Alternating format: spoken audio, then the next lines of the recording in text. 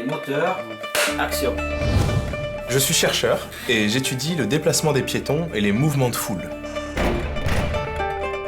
Dans une foule, les gens n'en font qu'à leur tête.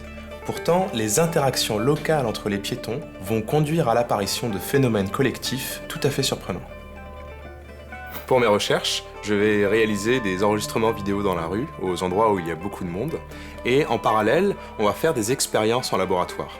Et à partir de tout ça, je vais essayer de développer un modèle mathématique qui reproduit les mouvements de foule tels que je les ai observés. Dans les rues commerçantes, par exemple, on peut se rendre compte que les gens qui se déplacent en sens opposé vont se partager l'espace disponible, en quelque sorte, et ils vont former une sorte d'autoroute de piétons, ce qui est une organisation collective particulièrement efficace.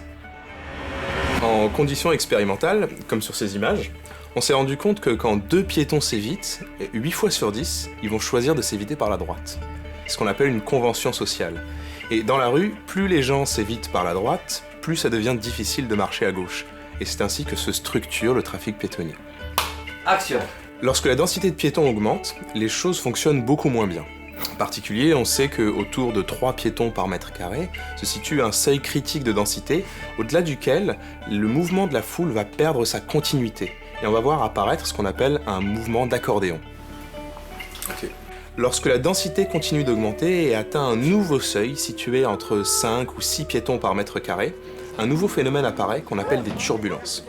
Il s'agit d'un mouvement chaotique et irrégulier de la foule qui a souvent des conséquences dramatiques. D'un point de vue appliqué, ces recherches permettront de minimiser les risques d'accidents durant les grands rassemblements. Dans la vie quotidienne, nos travaux servent pour améliorer les conditions de circulation des piétons dans les centres-villes ou autour des stades de football. Coupé, allez, parfait.